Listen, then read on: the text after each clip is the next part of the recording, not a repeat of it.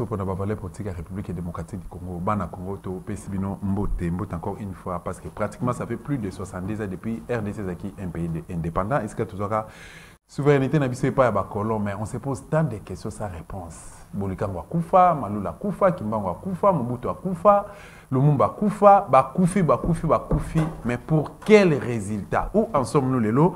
Grands-parents n'ont pas pour que rendre biso indépendant.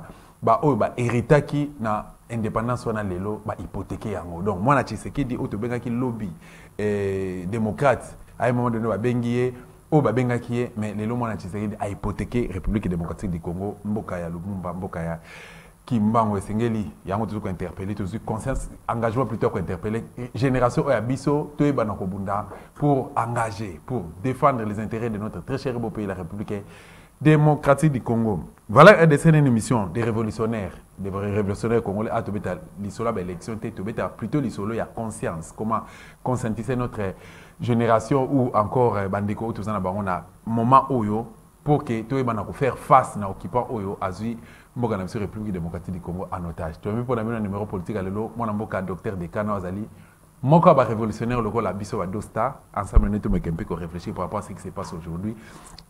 N'importe la République démocratique du Congo. Docteur Eteni Mongondo, bakangaki pour na détournement ya mbongo ya Covid. Asaki trahi topé azalaki interpellé na justice na canal ya IGF azali dirigé et pas ya Gilles Alingeti mais au jour d'aujourd'hui Eteni Mongondo azali na liberté. Parti Estamboga na biso lelo ils ont reposé problème toujours. 25 ans après, 2 décennies et demie, pratiquement tout le monde qui est EAC. Ayaki, Monisco d'abord, EAC, lelo babengi Sadek Aye. Pour quelle finalité? Pendant que Bounanga na lelo est pratiquement une année dans Mboko ya M23. Que fait le gouvernement central? Na parti Estamboga na biso, na parti est plutôt à ville à Kinshasa Awa, lelo maluku tombé. Ba ressortir ça maluku. Ya Menkao. Il y a plateau de Bateke, va se retrouver dans Bibois, va se retrouver dans Bibois, mais FRD ça la kamusala nini, police ça la kamusala nini, ministre de l'intérieur azo ça la kamusala nini, ministre de la défense ba ça la kamusala rôle na bino ezali nini, ceux qui a sécurisé mboka oyo Congo démocratique. Ndeko docteur Dekana, bienvenue dans l'émission na biso. Merci beaucoup moi mboka Dosta na invitation na yo et puis c'est pour la rami pour défendre ba valeurs na intégrité ya mboka na Congo. Apparemment furieux. Non, naza furieux parce que na outi goya mbala mo benginga na outi na est ya mboka précisément na Buna na Mayagi na Mambasa na Irum bato ya bazana province ya Ituri ba yebiango. Eza ba milliers mo insécurité mais na franchir ango na Bundi tina zongi. Raison voyage ezakini. Bon raison voyage ezalaki na kendaki na des francs. Front Liboso ezali ko installé parti en marche pour le progrès. Oyo ngai nazali cadre munene na parti wana parce que parti ezali sur le plan national et international. Donc on a ko installé interfédéral ya parti en marche pour le progrès. Deuxièmement na kendaki mission de service on a oloba kombote awa ya makamu nanga moko. Voilà, comment ça s'est passé? Okutaki d'abord okutaki contré wana Bunia. Okutia monde. Okutia na ville ya Bunia, il y a la sécurité. Mais na ba contre mususu. Mais soko longwe kaka Bunia obani okota na banzela o ezokende par exemple Kisangani, ezokende ba Aru ba Mayagi ba Mambasa ba donc insécurité ça totale na banzela wana. Donc okuta na mbiscade à n'importe quel moment ba bomi o ba tumi ba remorque ba tumi ba remorque dernièrement ba bomaki chauffeur mo na banzela wana. Donc il y a quand même ba zone belé. À niveau de zone de santé, il y a un médecin, chef de zone, qui travaille dans des conditions déplorables. Qui m'a raconté le bureau parce qu'à tout bout de champ, il y a une attaque, il y a un civique. Donc, la situation est bien. Mais au Bangladesh? Non, on a Bangladesh parce que même en Bangladesh, on a déjà vu notre Koufa. On a vu dernièrement que stage il y a sous kana sana na mama yemo. Na mona batu bazo uta na ba mbongo bazo yame nzamba bengi. Donc sozo banga makambo so banga liwa et rattraper les naturel. Donc mieux vaut la vérité. Jour oyo nzamba ko benga yo okene na paix ke okene na conscience non na lukuta. Soki na lobby na kokufa. Soki na lobby na kokufa. Soki pe na lobby te na kokufa kaka. Donc malamu na loba pona tika ba prince ata soki lobi na kufi et ko koma malikola libanga lokola Yesu Masia na Simo Kimbangu basalaka. Docteur Dekana ko koma na yo na Bunia. Objectif ezaki Coinstallé parti. Ouais. Et ça a été? Ça a été, il y a une démonstration de force. Et on a dit que les politiciens, tout le monde Kinshasa, pour nous tromper vigilance, Mokonzambo, Kabazo, Kosaï.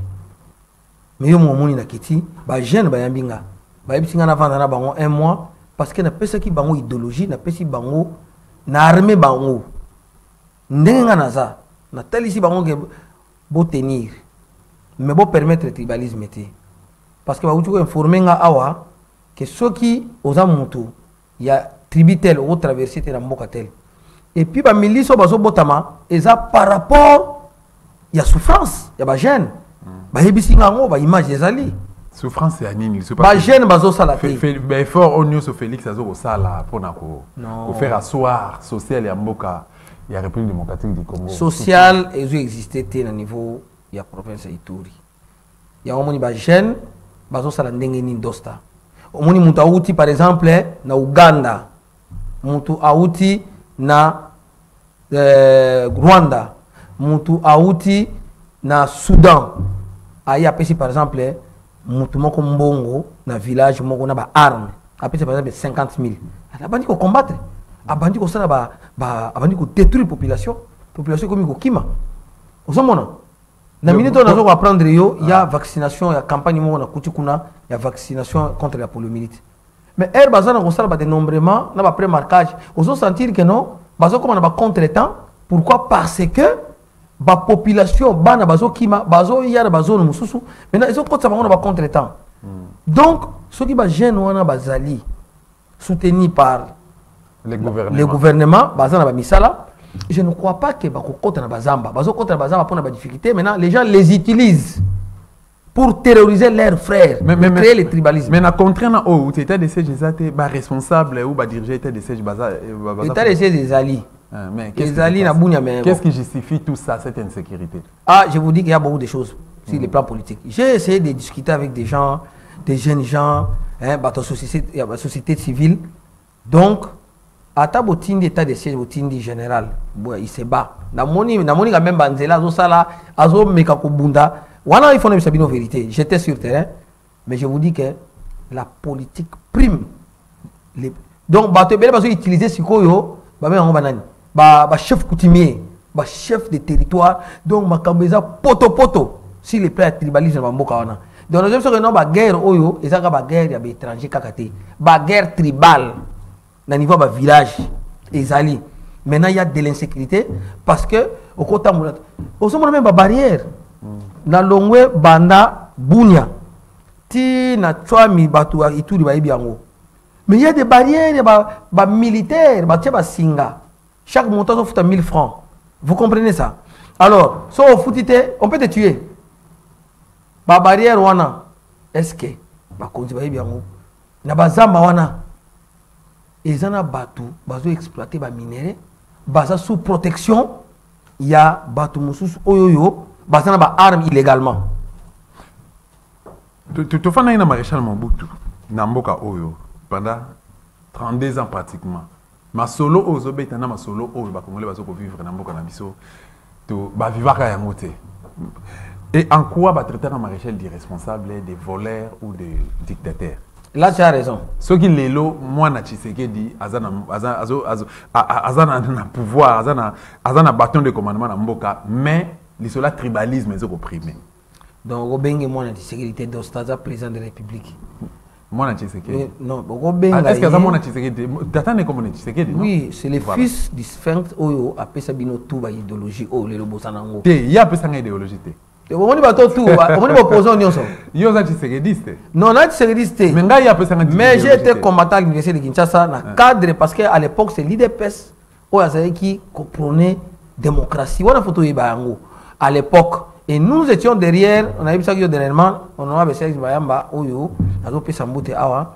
Donc c'est l'IDPS, c'est Papa Etienne, ndé appelé ça comme Makambo pour ba jeune, ba comme éveillé. Ça c'est entre guillemets. Mais dans le sens que le président Mokana Biso, ce que vous avez président Félix, vous avez moi déjà moi bien. Bon, on est là, c'est non choix parce que les gens sont résistants.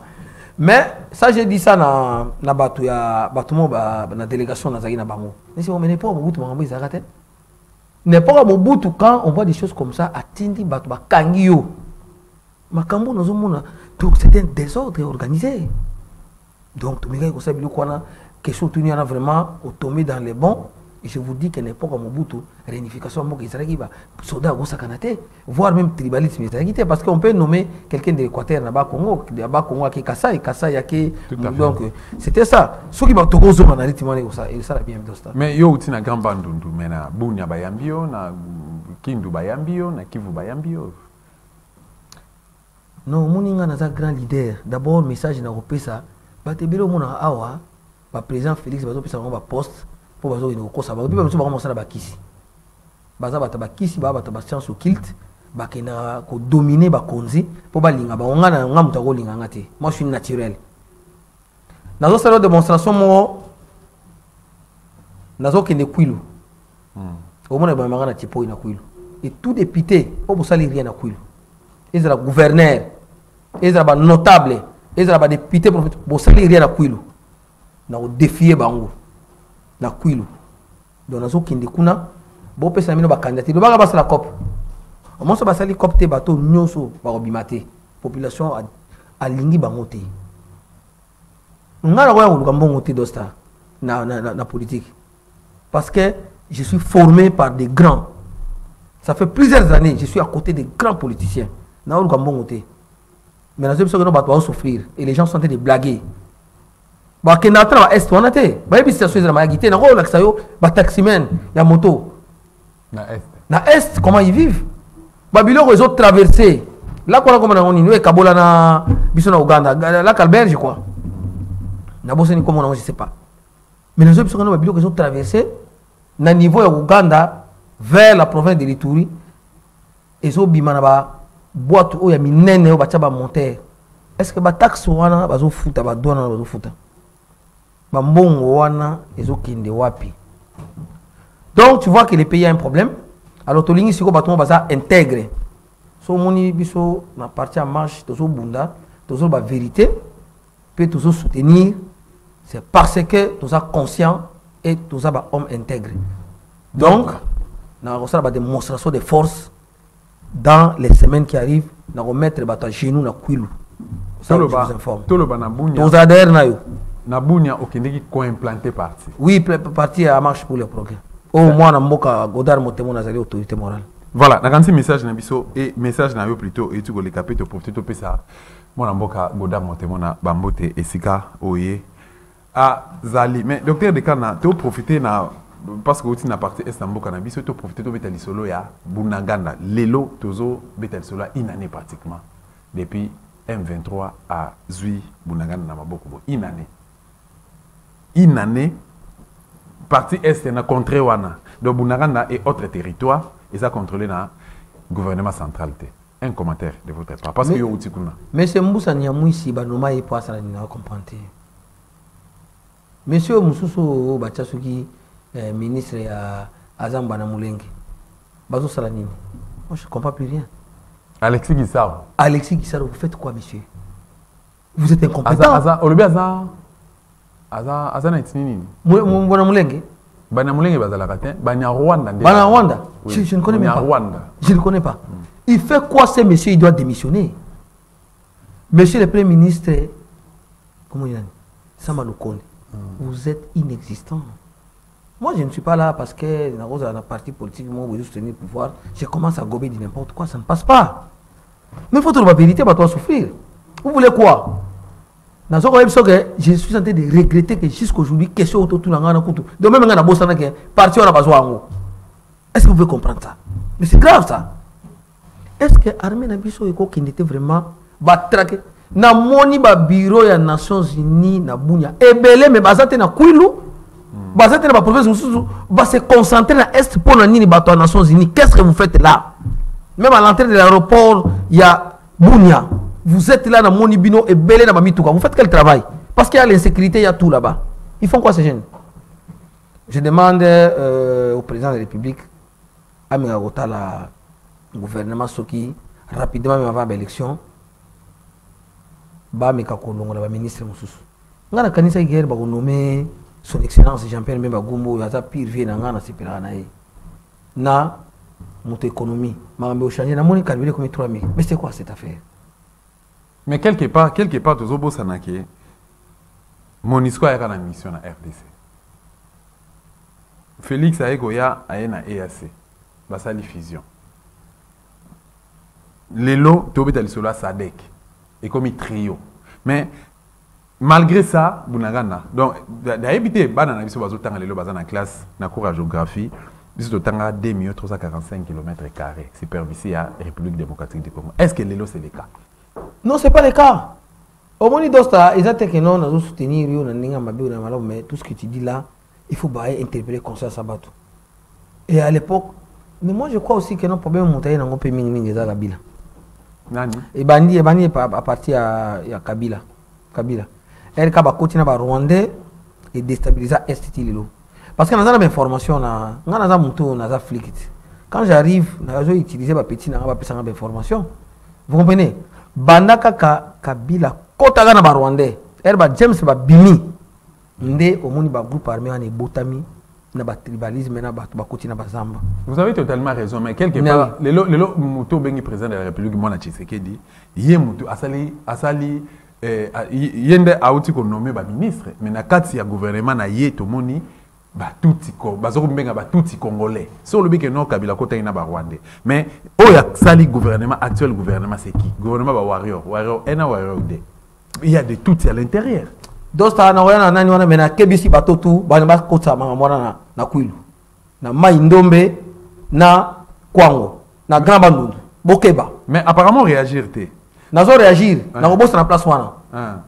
Bokeba ba bilo robosa la wana. Bomo boma batu na nzela ya Kwango na nzela ya Bakata bomo boma batu na Mongata. Weza nzela o ya biso ba na otanga. Bakeba. Nazo ngili sikoyo place yo tuninga. Nazo comprendre té normalement na gouvernement ba warrior et ça pena batominer ne ba koti kuna. Ya on nous même nazo féliciter dame au ministre ya mine quand même nous mona asana ko sala moi musala pe ya ko abroger ou bien ko kata ba contrat ya ba chinois ba so sala muyibi na est. Nazo féliciter, ce n'est pas parce que le ministère de la mine nazana non, j'ai dit la vérité. Mais il y a des ministères qui n'existent même pas. Ministère des droits de l'homme. Vieux Pouela n'a pas nommé dynamique. Fabrice Pouela, il était dynamique quand il était opposant. Il n'existe plus. Il devrait sa pouvoir peut-être. Je ne sais pas. Donc là, on constate que dans le gouvernement, il y a quelques ministres, comme la fonction publique. Nous avons félicité mon Amboka Liaou. En tout cas, félicitations. Mais le gouvernement va warrior, si 100%. Il y a qui n'a pas 40%, tous, parce qu'on va faire. Et ça va faire un contrat de rétrocession. Ça, je vous l'ai dit. Ce qui va porter Bisso un plus. Bon, on peut condamner le président de la République parce qu'il y a un chapeauté. Mais est-ce qu'il va conseiller? N'a pas ministre Oyati. Est-ce que vraiment il y a un peuple, il y a un peuple? On a besoin de députation de Dosta. On a besoin de conseiller à Moutouté. Biso père à Colissi, Biso n'a ferme, à Colissi, Biso l'agriculture. Je peux faire l'agriculture, je vais gagner de l'argent. On a un hectare, on a un Kimpo. Mais tout ça, on s'appelle là où il y a une aventure. Bon, vous avez beaucoup de pouvoir pour banda kosala ba iluko bozo sala botonga banda ko bozo banda na Canada na États-Unis. Mais attends na bunagana ngo bozo komate na bunya bokomate na mayagi bokomate na mambasa bokomate. Bozo fente ba peuple congolais. Moi je viens de là, il y a des images montrées. Ba jeune wana nyoso mona wana na solaki na bango. Na solaki na bango ba yibisinga makambo. Ebele na kutana jeune moko azamuta ba Congo mais aviva kuna tanga na SP Gombe, il m'a parlé. Abi peuple ya bunya peuple ya Ituri. Et là, bazo zanga ba ben formation, bazo zanga misala, bazo na ba difficulté, et belé ya ngomoni, bazo kota na bazamba, et puis ba Ougandais, ba Soudanais, ba Rwandais, bazo pesa bango ba arme na ba mbongo, pona soki mutu ba pesa mbongo, zamba wana komi ya ba milice wana. Maintenant les messieurs exploitent de l'or là-bas, ba minerai. Donc, terrain, on a contaté. Mais que fait le président de la République? Parce que parmi les principes, il y a gestion, il y a les points contrôlés. Quand les chefs n'arrivent pas à contrôler ou ils ne savent pas contrôler, c'est que nous sommes échappés. Et vous pensez... Votre responsabilité en ce moment-là, oui, mais on ne peut pas accuser le président de tout d'Osta. C'est quoi tu vas accuser? Oui, tu vas accuser parce qu'il y a Azali chef Nabiso Nyonso. Mais ce qui président peut sur part de responsabilité. Aou tu vois awa. Ils étaient pour Nasala au Bazobenga Mativi. Na ministère il y a même quand même de l'ordre. Oh moi na mbokam de madame comment on est pas pensé parce que ba tu vas quand ça non. Mais azana ko sanctionner azana ko travailler pour remettre ba biloko en ordre. Dans la fonction publique. Son excellence, on va vieux parce que vieux n'a n'engagé pensa ya makambu. Mais son excellence il y a où? Tout ce monde oui nous n'avons pas de l'autre. L'enseignement universitaire, il fait rien. Docteur, moi confidence. 64 ministères. Ceux qui 64 ministères, ceux qui 50 ministères répondent à des désiderata à la population. Vous avez la résultat. Dosta aux mécaniques. Aux mécaniques sur tous les plans, on va pas cagnon, c'est ça na ngoka mabe dosta. Aux qui na défensive na ndenge mo. Quand on va ter 64 ministères, bah ça les logoté dosta. Il y a quand même des améliorations. Mais la raison que sur tous les plans et là comment ils ont marché. Amélioration les alliés mais comment on a été. Ça je vous dis la vérité. Naza muto te na ko sala je sais pas ko flatter pour monter linganga non. Mais ça que je te dis c'est la vérité. Moi ma kamususo président so peut sa orientation, ba ma kamususo ko sala qui peut aller dans les bons. Mais bateau sont été les alliés babiloko union bateau à tiena ba institution. Est-ce que président de la République et y a on a remonté Syrie. Si le président de la République a Rosela Nani Asungaye, ce qui est moko as visionnaire, il y a gestion naïe. Aïe na cahier de charge dans le but que non, nga président de la République pendant 5 ans na kosala bo. Ozana c'est ceux qui 55 sous 60 ministres. Ozana 700 conseillers. 5 ans après, mais nga en tant que citoyen congolais, je vais te poser la question. Tu nous avais promis qu'au commissaire, plutôt, budget à RDC na 85 milliards. Alors, qui est Morabi n'a pas reconnaître le président de la République, Kaka, ce qui est resté dans l'Est. Et secteur intérieur, ils ont pour IDPS. Bassi va faire défiler 3 ministres. Mais tout le monde a un phénomène, Koulouna est silaté. Tout le monde a un crime, chez moi. Chez moi, on a tué des gens. J'ai vu. On a tué des gens. Chez vous, dans les grands bandes, justement, il y a des condamné. On a condamné ministre, chef à quartier, ton président de la République. Bon, c'est lui le garant des bons fonctionnements des institutions. Moi, je ne dis pas qu'on condamné, qu'on interpellé chef de parce que l'on a carré. Non, aux carré, aux carré, on a déchaîné. C'est déchaîné, voilà, on va merci beaucoup, mon frère. Ok. Now, tu vas savoir que le président, tous en armée, tous en police, tous en service en air, tous en demi-ap, tous en nyonsowana. Il peut donner des instructions, c'est à vous à pratiquer sur le terrain. Neta na zoma gangi moko abimi kuna na bagata azo ba mbeli azo sa ba mubondono so bolala azo beta ba mbeli lobi na landi image na ye azo lo bake azo féliciter mususu wana ko bomi ebele de monsieur il faut faire très attention. Ces pays ne méritent pas ça. So que no salango kende so ki na ba mboka na bino bokina wapi ko salango na gramba nduté. Ces messieurs on va les traquer ayeba ke bato so bomana makila na bango ko ganga. La province du Kwilu les grands bandits ne méritent pas ça. Et puis so ezana muto uti est aujourd'hui, nous avons désordre dans la grande surtout Timbelio, tu vas fuir. Parce que nous avons être politique et un docteur, qu'est-ce qu'il faut faire pour que nous on a des familles là-bas. Pour que les citoyens congolais vivre librement. Je demande au président de la République. On a félicité, on a moni izini moko basali lobby awa o inaugural. Yo ozo félicité bango. Tena félicité dans le sens malgré. Tena roya. Na Monique a ça usine ya montage à Mercedes, il faut on a félicité en haut. Oh à ça il faut on a félicité. Mais il a priorité pété. Mais na ebi si président de la République. Ah ça vraiment réunion en sécurité ya mboka. Na no totika mambo ba distraire yete na opposant ba Katumbi ba Mike Mukebai. On les a distraction. Les vrais problèmes ezali. Les vrais problèmes ezali l'insécurité qui règne à l'est du pays et au Kwilu pour le moment. Et puis déjà, ils ont entré, il y a ville à Kinshasa. Donc on doit se concentrer sur ça. Ce qui est dans la coup d'État, moi je ne dis pas je n'accuse personne. En tout cas, la ville à Kinshasa, c'est là qu'on négocie les matières. Là d'ailleurs, on a profité de la même occasion pour qu'il y ait dénoncé le on a beau petit cas pour le prétexte, babou émissaire. Gérer la République. Na place à gérer beaucoup Congo, aux la signature, donc livre RDC, vous avez la signature, il y a une décision. Et on a décision désormais on a décrété l'état d'urgence. Na place à beaucoup émissaire, que non coup d'état, tout ça, ça c'est de n'importe quoi. Docteur Dekana, les lots bailli contre abandonné bazoko lela ba conseil ko lela phénomène mobondo na Kinshasa awa phénomène enlèvement et comme à niveau extrême. D'ailleurs, on a dénoncé Lelo, Bobet Simboyo, Azali, une des collaboratrices de Dosta Télévision, a porté disparu depuis le mercredi passé, donc Lelo 4e jour. Oui, Lelo qu'on a Dosta, na yoki ango, na moni ango, batu bazo kota batu na ba mitu kawa minene, bako koti sayo, bazui mouchoir balatisi yo, au lembi, au père de mémoire, au que se retrouver dans télé. Na monet, na ba information, na zanango, qui vente, ya Borgan. Il faut le président de la République à téléma. Et puis, dans la population, il y a président de l'arrêt de bus. Botala, montou mata. Parce que le gouvernement a biso pena minute yo, bazana ba bus. Na uti mona wa na zana est. Na uti ko mona ba chauffeur ba sali grève jour moko et la ville était morte. Mais c'est grave ça. Osomona et ba même chauffeur wana ba mitu kana bango et na base il y a enlèvement.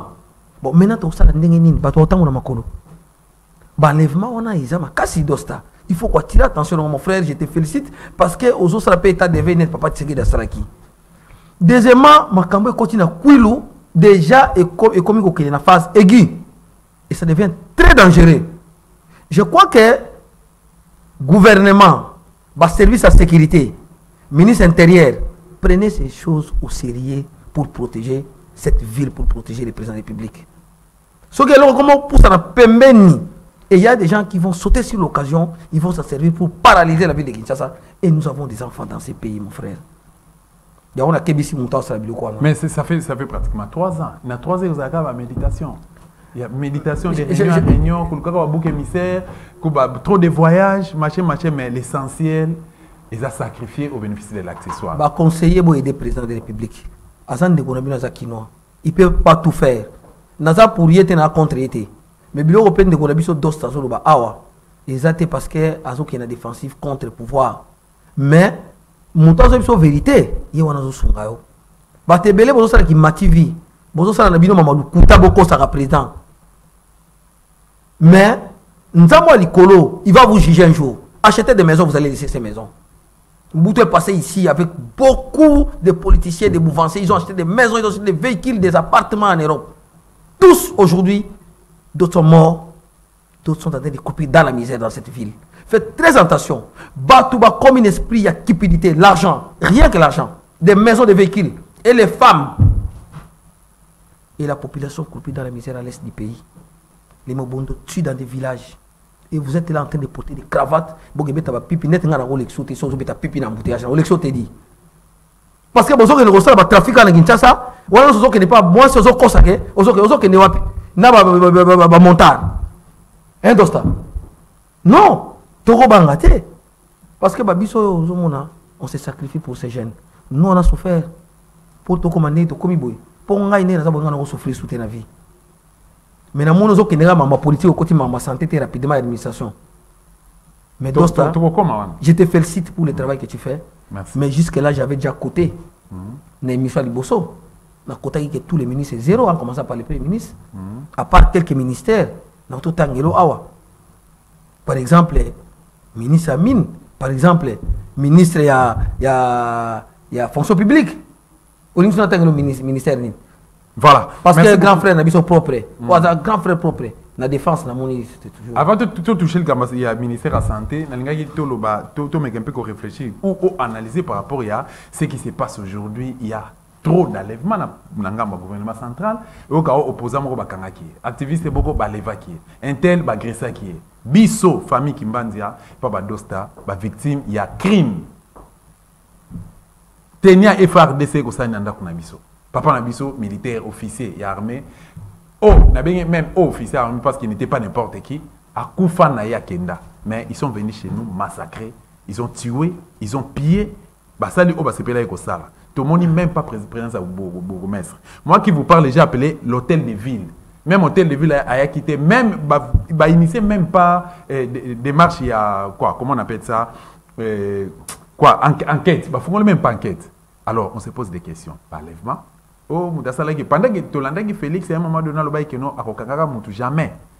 Au nom, il y a engagement de l'opinion politique. Et au jour d'aujourd'hui, tout le monde a Mike Mukeba et Baza na prison illégalement. Ngai na soutenir Moïse Katumbité. D'ailleurs, ngai na soutenir les étrangers. Mais qu'est-ce que les jeunes frères de Moïse Monidé là a fait pour que Azala victime bakangé le rôle mboa. Bato azo bomamboka na bunaga na kuna ils sont là. Baza pe a wana biso baza ana. Gouvernement ba siégé mais Salomon Escadé là, je te soutiens mon frère. Mon aîné, courage. Docteur Dekana, analyse nos causes par rapport au comportement. Nous avons même sale comportement. Na évité parce que au monde n'a qui était la défensive contre la justice congolaise parce que ils allaient justice à Mboka ou ils ont comme ça la banquette pour nous. Mais on a auto lancé appel à la président de la République. Président de la République, bas service na biso la sécurité bas sala musala. Mais je crois que mutaza civil net bas Salomon net ba Mak Mukeba ata bazo critiquer yo. Yo za muto yo ozaki na terrain. Le papa fit un grand monsieur qui a combattu pour ces pays. Naza sir que se focaliser pendant mingi te na ba arrestation, il y a ba opposants. Ils ont ça en sorte que batu mususu pe ba comment ko se rétracter.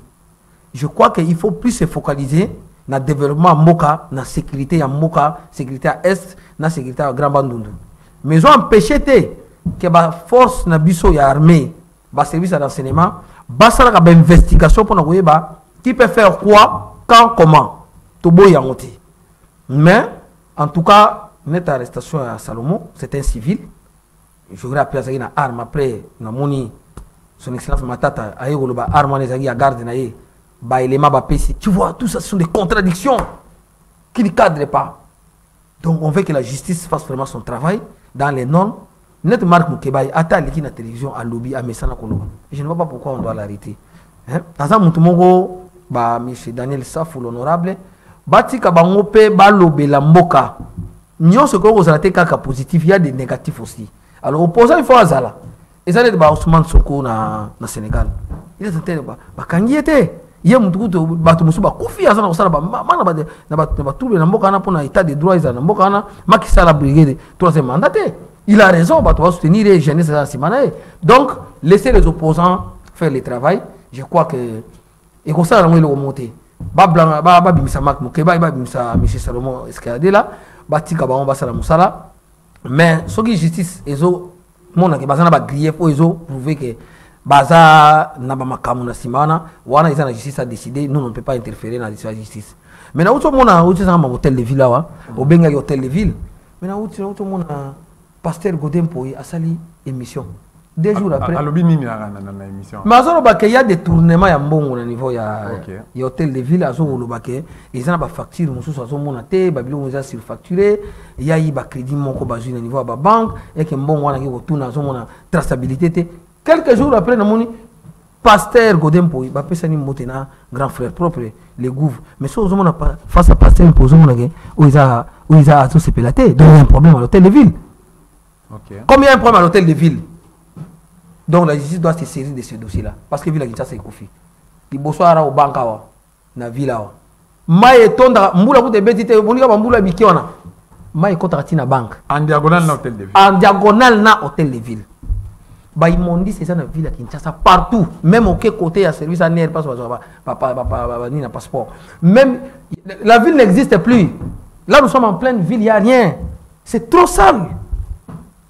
Mais au deuxième moment, le pasteur Mpoïké, le président de l'Assemblée provinciale, Azo Sala la déclaration et la justice est là. Il y a des tournements.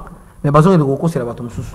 Mais de la même manière, tout le monde qui Gilles Alingueti a dénoncé ce qui s'est passé avec l'ancien ministre de la Santé, Etienne Longondo, Etienne Longondo oyo azaki traduit même la justice azaki même la prison centrale à Makala si j'ai nazal sur la mémoire malade mais au jour d'aujourd'hui tout le monde azali à quitter un mot par rapport à yango. Etienne Longondo, j'ai travaillé avec monsieur Etienne Longondo comme ministre au dos na zo websayo nga Etienne Longondo a engagé comme conseiller naïe moi encore comme na cabinet mais j'étais dedans. OK. Donc c'est la plateforme qu'on appelle Congo Priorité. Oyo, moi je faisais partie, il y a bureau privé. Il y a Congo Priorité. Et Tony Longondo a mobilité.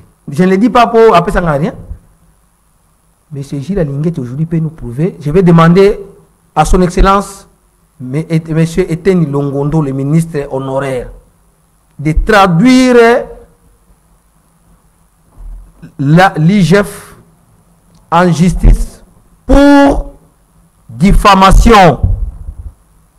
Oyebi kaza médecin. Obenga Moutou qui a détourné. Et tel on n'a jamais détourné de l'argent. OK. Vous comprenez? Nous on a fait des missions d'inspection en santé. Oh le long na net monsieur Gilles Alinguet a mona ngone te ba blague non. Je vous dis que l'inspection en santé et celle misala ebelé na mboka oyo. Et l'inspection il y a santé ça qui créée par monsieur ministre honoraire Oli Lunga. Et après Oli Lunga, c'est monsieur Etienne Longondo, son excellence Etienne Longondo, né à Rosoir, pouvoir. Mais le cours de cassation est blanchi, monsieur Etienne Longondo, le ministre de la santé honoraire. Qu'est-ce que monsieur Gilles Alinguet a dit Sabiso? Bayebisinga qui a tweeté, qui va continuer. Il va continuer à faire quoi? Banda bani goyeb sabina wa ya so traquer batou ba bidja mboke mati. Yeb sanga salaire à fonctionnaire ni mati. Aujourd'hui, j'aurais appris que Babagi si ba médecin 230 000. Pourquoi ba médecin 230 000? Pour foutre à 1 million 400, 230 000 dollars 1 million 600, ils ont valeur quoi? Et puis maître honorable Guy Mafuta Kabongo. Comment est-ce que au Koki Kokindeko Kotisa projet de loi pour détruire le syndicat de santé dans Mboka Oyo? Monsieur, est-ce que même dans la grande bande de kuna place aux avocats, vous pouvez faire ça? Les loyaux diminuer les avocats, les magistrats, ou réduire les bango. Je t'informe que les médecins, les syndicats, les médecins, les porte-parole, les la fondation, la main de grâce, il y a lutte contre les injustices. Pour moi, monsieur l'honorable Guy Mafuta Kabongo, retire votre loi dans les cas contraires les médecins ultimatum. Ils vont paralyser le secteur de la santé. D'ailleurs, ça n'existe même pas. Les médecins vont pas si savent que vous poussez. Bon, vous 3 000 dans l'hôpital. Il va Koufa. Comme ça, monsieur Mafuta Kabongo, il va aller traiter les malades. Le serment d'Hippocrate n'a rien à voir avec la vie sociale des médecins. Ce que moi, les médecins de l'eau, ils vivent dans Passi. Les médecins vivent dans Passi. Mais toi, tu veux qu'ils fassent quoi? C'est moi d'Hippocrate, ils ont conditionné. Mais il y a un ça n'a rien à voir entre les syndicats et les droits, et les lois, ils ont existé à travers le monde, même les États-Unis, même la France. Aujourd'hui, en France, on va retraite. Ce sont les syndicalistes. Toi, tu vas réduire les syndicalistes? Et les syndicalistes, dans le domaine nini? Dans le domaine de la santé, monsieur, faites attention avec la santé. D'ailleurs, mais pour l'unité, beaucoup ça la sitting na la présidence de la République. Non, bah ça la sitting en Zaïté. Non, la présidence de la République.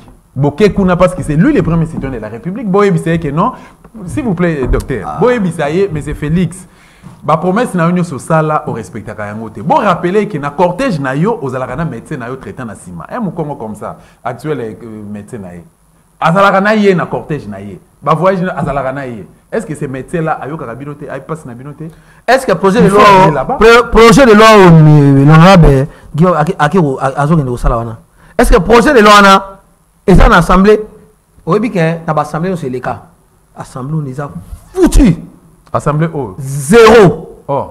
Trop de demandes d'argent, trop de commissions, mais il n'y a rien de bon. Trop de copes. Mais oui, il n'y a rien. Quand il projet de loi, moko, bazo sala ya lukuta, ya roko ça pour la commission, on va passer à un bongo. Tant de projets sur les syndicats. Toi, il peut réduire lui, les médecins congolais, les pro-santé, les âgés, les infirmiers, les radiologues, les laborantins, les kinésithérapeutes, les dentistes. Lui peut faire ça dans ces pays. va diminuer. Voilà, même pas médecin grand bandou. Va ça ordre. Bango nyonso. En commençant par le président jusqu'à monsieur Guy Mafuta Kabongo. En commençant par Félix Mbosso Bati Lukwe. Moi je n'ai pas cité les noms du président de la République ici parce que mais la lobby il n'a épargné mais la lobby qui a assemblé wana yem ta déjà ngoté et ça entité mon à part entière. C'est garant des bons fonctionnements des institutions. Mais déjà il y a eu déclaration, il y a des syndicats, il y a des médecins, il y a des infirmiers, intersyndical il y a santé. Batindeli yango président de la République a autant en haut. L'on est décaté. Voilà, merci beaucoup. Moi, je suis docteur de Kaname. Toujours qui est dans Souka, mais on va faire l'examen d'état bientôt. On va faire la dissertation, des preuves pratiques, tout ça, mais c'est trop demandé. Parce que $62 na moi moko. Et en dehors de $62, c'est sur 15 000 francs. Hormis les frais académiques, parents, donc ça nous frappe tellement dans le système, on ne sait même pas quoi faire. Mais c'est Félix, est-ce que Ayebi Bamakambo Oyo, est-ce que collaborateur Naye, comment il s'appelle encore, monsieur Tony Mwamba. Mais c'est Tony Mwamba. Tony Mwamba. Mwamba. T'es Mwamba. Mwamba. Mwamba. Mwamba Oui, docteur, un commentaire par rapport à ça. Au monde, son excellence Tony Mwamba, Mwamba ou Mwamba, je le connais à l'université. C'est un monsieur très intelligent. Et après, Bissou est tout qui va parce que Bissou Tamori Mwami n'a pas payé étranger. Il s'en a comme professeur d'université. Un grand avocat. Il y a ça, Batunayo. On a attaqué le président de la République. Parce que ça n'est pas sur chaîne dirigée. Allez, PDG Nango, Azan par exemple, Napoto, allez, yo commence à faire n'importe quoi. A interpellé le préfet, a interpellé l'inspecteur général. Il y a un côté là-bas, on va y pester. Nazo côté la bango na bitumba na presse awa bon mais kakota la vie bon le bail qui est gratuité elle va lobby gratuité mais maintenant ils vont payer encore l'argent de $60 pourquoi le droit de participation ils vont payer pourquoi en entendant la radio sur les gars qui va foutre à l'autre côté mais kuna bazo c'est $60 $62 plus 15 000 francs hormis ba frais académiques monsieur Tony Mwamba mon frère d'ailleurs je vais te chercher j'étais avec toi au Home 30. Vous avez un homme 20. Vous avez un homme 10. Moi, je les connais.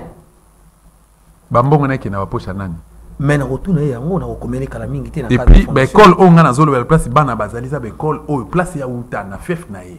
Est-ce que vous avez l'information bien ça solo parce que ça monsieur mo il va dire. Nazolo en tant que parent. Tu as des informations sur il y a des preuves en tant que parent. Bon, mais en dehors de ça, mes étonnis Mwamba à tout cas, cet examen a été fait à tout le monde. Mais c'est Félix. Oui, oui j'ai vu ça. Oui, voilà. Tu as révélé un truc que voilà, j'ai vu ça, Tony Mwamba. Image, il est gagné à travers le monde. Na initiateur, il y a gratuité. C'est lui-même qui fait Sony, vraiment, mbongo kinde wa bande konanga. Mais c'est Gilles Lingeti. Tu nous as promis que vous kanga ba miibi, vous sont qui mbongo na trésor ya l'état. Mbongo isa wapi monsieur ya Lingeti na groupe na yo. Vous autres traquez batu. Selon le sentiment Nabino. L'argent remboursé dans le trésor public. J'aurais même appris que ceux qui montent au foutier et les qui 2 ou 3 mois à une bonne montée dans le trésor public, mon réseau kende wapi à Moka Congo. Est-ce un problème? Kwilu, Grand Bandundu, n'a problème. Kinshasa, c'est la ville la plus sale parmi du monde d'ailleurs. Oh là là. Les institutions qui ne même pas ministère, ils ont quitté Katana, bureau et chef de division, quitté Bukano Vandiboyo, Kouei.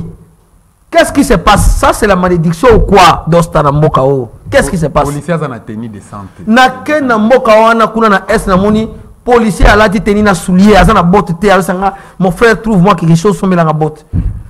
Monsieur Peter Kazadi, le grand avocat, le ministre de l'Intérieur, bino batu bozu ministère de l'Intérieur, ba policier ba na ba tenité na ba village, ba na ba botte te, ba zo lata, donc ça n'a pas sauté. Voilà, tu as commis pratiquement na souka, mais tu as clorté, ceux qui t'ont discuté, mais récemment, à temps basali remaniement ya souka, il y a un gouvernement warrior, sans mal compte des plutôt, Bachi Vital Kamere, ils ont qui défi après prison naé, mbongo, il y a 100 jours ils ont raté, mais bah comme c'est ministre économie. Et hier à son tour, à l'objet que dollar ils ont comme $1 équivalent à 1000 francs congolais. Un commentaire de votre part. Pendant que les lots tous ont $1 comme à 25. Obi que violent na beaucoup d'estime en égard naé, Je le défendais même dans la prison parce que c'était un monsieur très intelligent, m'a décevoir. Tabe eloko liboso vieux wana zo bimisa, elle va nommer que Massango ezate, qui na félicite. Quelques jours après, tout le monde dit ami d'Abimisi Massango que non, ça va contenir Massango. Mais c'est quoi cette affaire, ma vieux? Qu'est-ce qu'ils veulent? C'est prémédité. Et ça prémédité. Comment ils ont plongé dans liboso malamo que na Massango na félicite au même bas. Projet on est sur qui va? Oh, que na félicite à même ministre. Oh, bazoya na Massango. Vieux projet on est sur qui va Massango parce que na uto mona awa OK na ba hectare mona na mboka wana nini soki na maluku soki na kinkole maman amida utu inauguré zamba Massango. Donc vieux vraiment il y a comme Massango. Quelques jours après aujourd'hui, on va apprendre que carburant vieux on a signé. C'est vrai non? Moi je n'étais pas là, mais j'aurais appris que carburant comme 3000. Autant son maman m'a évité na tenir compte na monter. Parce que litre comme na 3000. Bon, quel est le bilan? Il y a son excellence Vital Kamerhe pendant même un mois ou une semaine on va nommer. C'est zéro. C'est zéro. Si les plans sécuritaires n'a voulu que Baïmoto, parce que Baïmoto biso tous c'est na mboko. Qui a gommé quand même à okita pendant na goma yemoko nenga lataka era zalaka na nenga système. Zéro. Ils sont en train de regretter. D'autres ils sont en train de regretter. Alors moni yango batuno so bagomo kima na banzira ba mai bazo ki kufa na banzira ba Brésil bo ba ki États-Unis en tout cas nazo senga na gouvernement américain na ba français botika ba congolais babim. Babima ba ki na ba mboka na ba ki na osala ta misala ou ya ba peintre ya ba carreleur ba luka ba vie na bango parce que situation est grave na Congo. Mais ce batuno so babim ba otika Congo pa na. Non biso to kotika na yo. To kotika to bagare. Mais bango ba kende. Donc c'est ça ba to zo zanga 1000 francs congolais. J'étais à ma tongue hier, je suis allé à Landinga, je suis allé à Tongo. Bon, je suis allé préparer ma milice à Kinshasa. Je suis allé à 20 000 francs, je suis allé à petit peu de même. Et puis, situation les encore. Les hommes, le président de la République a lancé un appel que non. Ah, on a stade de Marty. Tu bengi batunyo, soba ba Kenata Sénégal, ou bien Égypte, ou bien Tunisie. Maintenant, je sais que place vous avez un stade de Marty. Et vous avez tout le monde veut quitter ce pays. Bon, on va tout tirer là. Tellement nous vieux Kamerhe va nommer ministre, mais surtout quand il vieux au penza azanga mutuma, quand il est intelligent. Vieux il a projet Massango à se limiter là, c'est fini. Quel projet nous souvient là? À part Massango, on peut mère Amida, na saluer Sayer Nanga village. À sali bilanga, yango na sote déjà Massango. Donc vieux Kamerhe Massango a fait ici décidé donc mère Amida mutako comme actionnaire Massango. Hein? Il y a un ami PC. Ezaki makamoko boeza prémédité vieux bo sakana mboko hein? Hein dosta. Je vous dis que c'est un pays qui a beaucoup de problèmes. Moi, j'ai parcouru l'Est du pays, j'ai parcouru l'Équateur, le Maniema, j'ai été à campagne à Makanza, j'étais à Gemena. J'étais partout. Na comme na Boma. Na tamboli na ba Kongo na nyonso na ba kada ba boulot. Mais les autres mona même vieux liawazo tinda ba nani mususu, hein? Vieux liaou azana kotinda bato sous na retraite. Ben inspecteur ministère ba cadre ba ko former bato. Mais bon on peut ba so futa bato ba retraité en ezate. Ba musu tilelo ba futa ngomba mongo ba sona te ba famille na ba zote. Félix ayi bien. Bato na ba kufa. Félix ayi. Ba mongo na bango ekangama na ba banque. Yo kama. To sengi na ba banque, to sengi na OD, ba libérer ba mbongo ya ba fonctionnaire ba kufa ba famille na bango ba tikala. Liaou a cause de décision T ceux qui est l'équipe ba traiter monter na conseil des ministres. La personne qui dirige le conseil des ministres, c'est lui-même Félix. Donc Félix a yébi tout ce qui se passe aujourd'hui au pays. Bon, on a évité. Docteur Dekana émission est Sili. Tenana clôturé na Eloko Moko. Hein? On a clôturé na Eloko Moko. On a profité de l'émission parce que nous on parle de tout et de rien. Tout fin à rater, mais toujours interpeller conscience à battre. On a constaté que au niveau du ministère, ceux qui battent, battent comme ils ont poste moko illégal. Au sein mon année de ministère de la santé, mon tomo azo bimalo bi que non. Nazali inspecteur administratif. Tu vois que dans le cadre organique du ministère de la Santé, il n'y a pas d'inspecteur administratif exacté. Et puis il commence à chasser les fonctionnaires de l'État, 6 ans, 5 ans, pour dire qu'il y a un faux document. Et nous avons été saisis, la fondation, parce que Bissot est toujours défendre les bateaux, nous accuse de tout et de rien. Et nous sommes prêts à combattre qui que ce soit. Si tout le ministère de la Santé n'est pas belé. Parce que je suis acteur, je suis acteur, je suis acteur, je suis dedans. Donc, s'il y a des gens qui veulent inquiéter les fonctionnaires de l'État au ministère de la Santé, sachez qu'on va commencer maintenant à faire des conférences de presse avec Dosta. Je vais inviter, on va traquer tous ces malfrats. C'est lui le vrai voleur. Alors, Il y a une situation qui prévoit maintenant dans le programme programme national des jeunes aux frontières. Il y a un monsieur qui est là, qui est en train d'inquiéter, qui était Batokuna, qui est non Batora Bazana, la fausse commission, il dit acquise de tout et de rien. Et puis les lois qui négocient le soir, Geno Basara, monsieur Bazana, carte, il y a fonction publique. C'est-à-dire que gens qui contrôle, la base des données ministère. Il y a ceux qui ne inquiétés, qui ont la fausse commission, et puis ils les appellent, que non, pour structurer quelque chose. Et ils acquisent d'autres personnes de manière illégale. Alors on va dénoncer ça au moment opportun, nous sommes en train de réunir les preuves, au moment opportun, on va mettre ça sur la table, et puis on va l'identifier aussi. On va l'identifier, lui il est qui, il fait quoi, comment il est arrivé là-bas. Deuxièmement, comme il acquise les gens, il va se retrouver un jour au parquet. Et Banjan on a l'État, on a droit à Bango.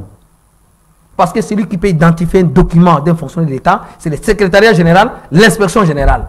Et les agents de l'audit des ministères. Pas un agent dans l'administration, dans une structure qui n'a pas de qualité. Voilà, je vous dis et je vous remercie. Merci beaucoup de répondre à un rendez-vous. Il s'appelle Dr Dekana Ozali Moko, leader opinion de la République démocratique du Congo. Il y a une population ayokelake. Une bonne partie de la population ayokelake. Moi, j'en ai des preuves. Voilà. Tu as le rôle là, mon leader opinion de la République démocratique du Congo. Dans 4 émissions Valère RDC, on a une émission pas comme les autres, une émission qui dénonce toujours, une émission scientifique. Et puis, tu merci beaucoup pour la présence dans le numéro politique à Lelo. Il y a profité dans le bas d'interpeller conscience. Il y a Lelo. Insécurité, ils ont dérangé le Congo démocratique. Dans la frontière et puis l'intérieur. Nous n'en parlons pas. Les soldats, les policiers, ils ont le même rôle, même mission. Et ils ont côté la batuna bandako. Ils ont traqué batuna babalabala. Phénomène ni wewa. Et comme ils sont indisposés, ils Congo démocratique. Maman va te côté le manako, jeune fille va te côté le manako, va arracher sac. On se pose des questions. Balèvement. Mais pas beaucoup maître. Gouverneur. Obozo gérer dans le domaine sécuritaire plutôt. Barol na minozanine. Vous exposer Congo. Qui a hypothéqué le pays de Lumumba, le pays de Kimbangu? Tu ne considères jamais pour la République démocratique du Congo. Et j'en profite de l'occasion pour revenir dans le Camboya. Disparition concerne une de nos collaboratrices à Dosta Télévision, Bobette Imboyo, journaliste, Azaki a levé depuis mercredi à 18h. Téléphone est éclaté, et puis elle est portée disparue comme ça. Et Bakaya Bongo, ils ont comme la vision toujours, ils ont le 3e cas. Voilà, on n'a plus rien à dire à ce sujet. Merci l'équipe technique qui a accompagné, merci beaucoup. So aussi, chaque dimanche à 16h15 dans le canal Kin Télévision, puis lundi à 22h15 dans le canal Kin Télévision. Ce qu'on raté, l'émission est disponible dans YouTube, bêta www.dostativ.com pour voir l'intégralité de l'émission pour informer, pour former, pour dénoncer. Peuple congolais, merci à l'équipe technique qui a accompagné. Merci à l'assistance de la vidéo.